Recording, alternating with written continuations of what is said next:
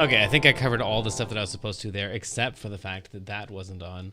Okay. Let's try this one more time. That thing right there. That thing right there. There we go. Welcome back.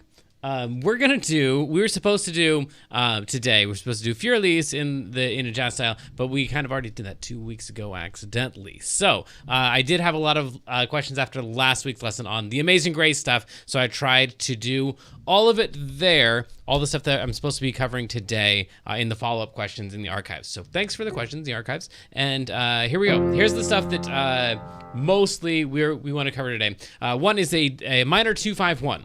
So the minor 2-5-1 thing is, thanks Sarah in the chat.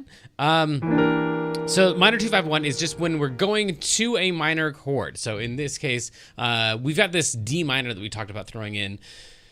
That saved a wretch like me. Where is it? It's somewhere in the song.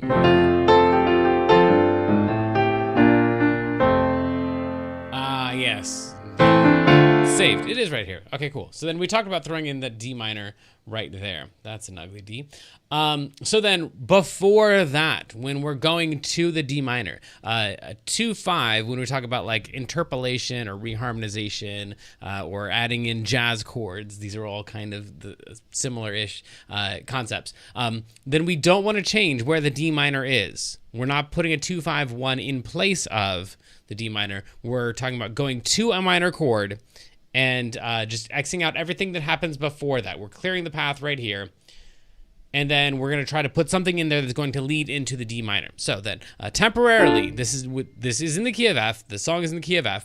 And then we're gonna think temporarily in the key of D minor. So even though we're not in the key of D minor, we're going to pretend, what if we were in the key of D minor? What would be the number 2 chord in the key of D minor?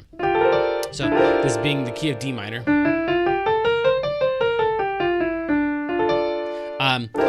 In the key of D minor, those notes right there would make up the 1 chord because it's starting on the 1 of the key, D. And then the 2 chord would be an E something. In this case, it happens to be a diminished chord. If we throw in another note on top of that, if we go every other note for 4 notes, this would be a half diminished chord. For reasons we probably don't want to get into right now, but it is the 2nd chord in the key of D minor. It's an E half diminished. So all we're going to do is, whatever the 2 is, we're going to put it right there, and whatever the 5 is, we're going to put it right there, and hopefully we do this correctly. It's going to land nicely onto the D minor, which would be in our temporary key of D minor. We're not really in the key of D minor, we're just pretending that in our heads. Okay, so we're not actually changing the keys. We're just thinking temporarily in a different key in order to create this cool little effect where we land on the D minor with more compellingness, whatever the right word is for compellingness. So the 2 chord in the key of D minor is E half diminished, or those notes right there.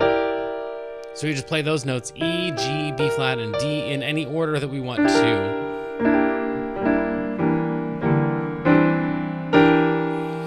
And then the 5 chord. So the 5 chord would be, well, if this is the 1 chord, that'd be 2 chord, 3 chord, 4 chord, and then 5 chord, which the middle note, this is irritating. According to all the stuff that I showed you before, this would be the 5 chord. However, there's this kind of rule in music that says when you're on a 5 chord, it's usually going to be major, even if the key says make it minor. So the key, this key right here says that'd be our 1, 2, 3, 4, 5. That'd be our 5 chord, but this is an A minor chord, and we really want an A major chord. So the rule on 5s is kind of like, even if it's minor, we usually make it major, even if it violates one of the rules of the key. And so we're going to go with an A chord right here, and if we go every other note all the way up to that one, then we would end up on an A7 chord. And then if we went up another note, every other note, in the key of D minor, we'd end up on a flat 9 right there, which is a really cool sound here. So I'm going to throw in that one right there. So A, C sharp, E, G, B flat. Unless you don't like some of those notes, then take them out and play the ones that you like. So you can play that chord. You can just play that if you want. Anyway, any of these are options. A, C sharp, E, G, B flat. Yeah, and you can play those in any order you want too. So I think one that I used a lot was that right there. That right there. I also did another thing in here where I did this right here, which added in another note This sounds cool. Trust me. This is a flat 13 also, and a sharp 9. There we go. Cool. Thanks. I was expecting a 11 somewhere there. So then this thing right here would also sound great for an A7 flat 9, but whatever you want to do. This is also an A7 flat 9, 7 flat 9, 3, 5, just in different inversions. These are all ways to play an A7 flat 9. Okay, cool. So then we've got E half diminished to A7 flat 9 or A7 or A or whatever you want to play to a D minor. So with that, we have now, again, we threw in the D minor right there because we liked the D minor chord right there. And because it was a minor, we said, what if we pretended like we were in the key of that minor, and we went to the 2 of that key, that pretend key that we're temporarily pretending we're in, and then we went to the 5 of that temporary pretend key that we're not really in, but we're thinking that we're in. So that would be the E half diminished and the A7 flat 9 to the D minor. So then, now our chords sound something like Amazing Grace, how sweet the sound. E half diminished, A7, then saved, D minor. And that E to the A to the D minor is what makes that D minor sound so compelling, satisfying when we get to it. Otherwise, it would just be.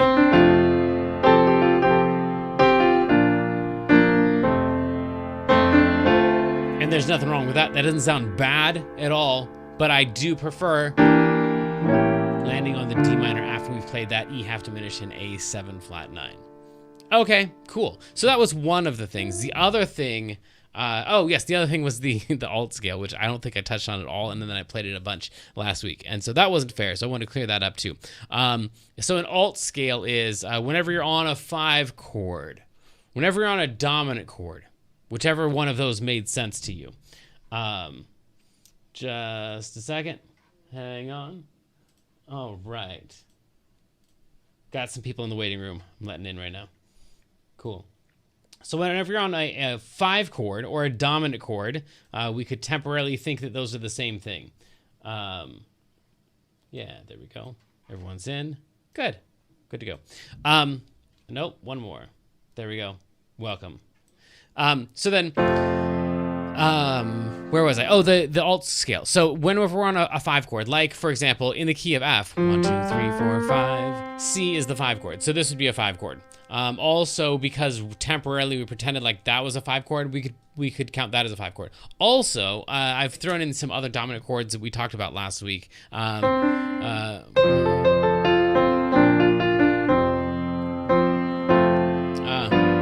Right here, blind, we did a G7 right there, and that's a dominant chord. Anything that just says 7, that's a dominant chord. And then C7 right there, because that's the 5 chord. So we got a couple dominant chords in here, some 5 chords in here. Either one of those, dominant chord or a 5 chord, you could try out an alt scale. An alt scale goes like this. It's also called a diminished whole tone scale. Let's do the one in C. So we're going to start in C. We're going to use this one on this section right here. These are things you would play in the right hand. It doesn't really have to do with the left hand very much. So a diminished scale would be like root and then half step, whole step, half step, whole step, half step, whole step, half step, whole step. So that would be like a regular diminished scale, a half whole diminished scale. So we're just going to use the first half of that because for the first half we want to play the diminished scale. So root, half step, whole step, half step.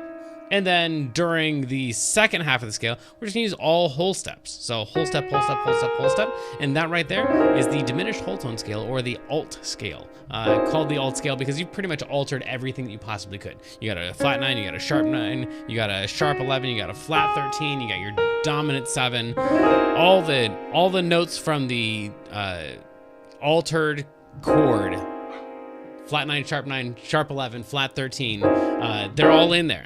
So that's what you could play for a C7 or a C chord in the key of F. So then you could just play stuff from that. So when I get to a now, right here, I'm going to try playing notes from that scale.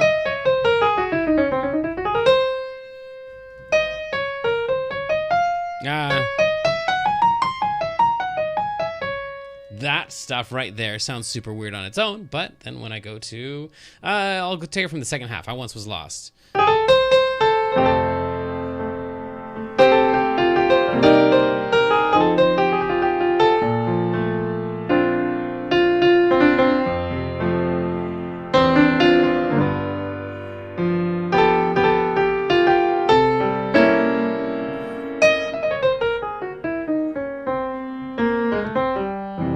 Did you hear it? Let's try it once more.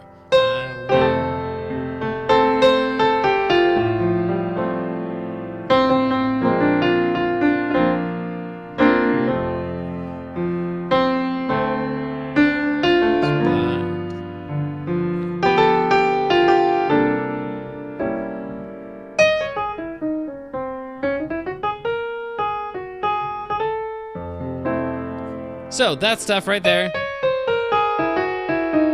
that's all the C alt scale, or the diminished whole tone scale, because it's diminished on the bottom and whole on the top. So then if we want to do that with one more, we could also do a diminished whole tone scale on this G. So once again, we start with the G, and we would go half step, half step, whole. Cool. That's the diminished whole tone scale, or the alt scale, because we have the sharp 9, the flat 9, the sharp 9, the sharp 11, the flat 13, and the 7 in there. So it's just all the chord tones of a crazy chord all lumped together. So during that G right there, I would use those notes, and then during the C, I would use those ones. So,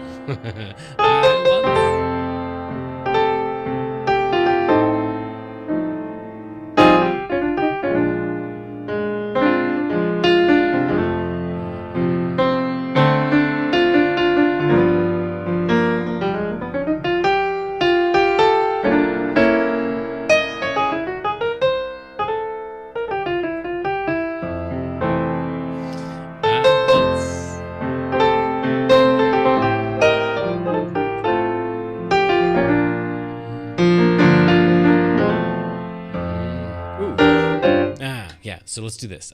Let's throw in all the stuff at the end, because this is the last concept we need to do. I want to go to a D minor right there, so we can use that that other thing, the half diminished chord to the dominant chord as our 2-5. So I'm going to go E half diminished to A7. That's the first thing we talked about right there. Cool. Hopefully it doesn't feel like I'm cheating there. And then we're going to go to D minor. And then we're going to go to a G7. And on that G7, I'm going to use that and then to the C, to the F. Okay, so that's a lot of stuff to cram in there, but that is the minor 2-5-1. That is the 2 altered scales. On your mark, get set.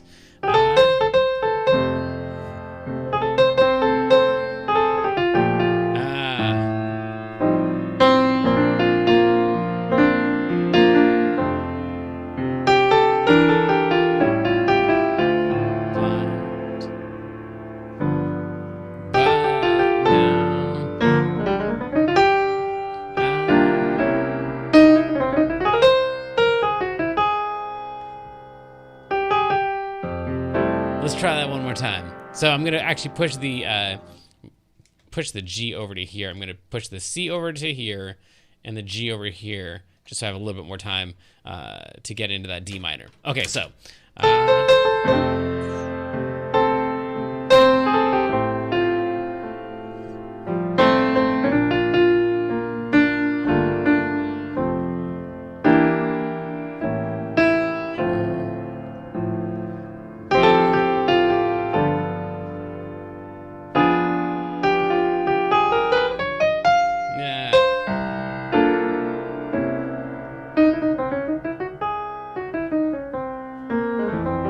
Let's try one more time.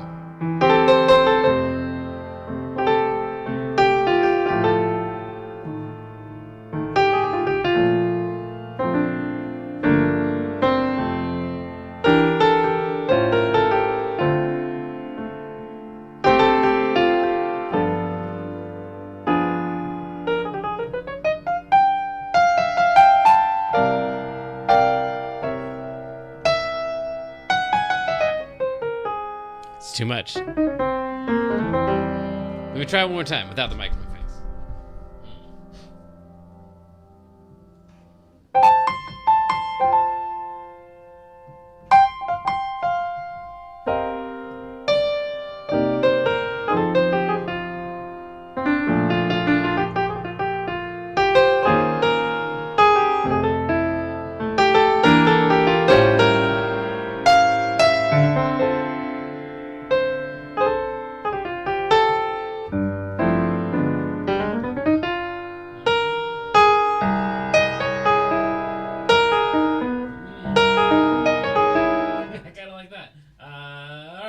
Try one more time.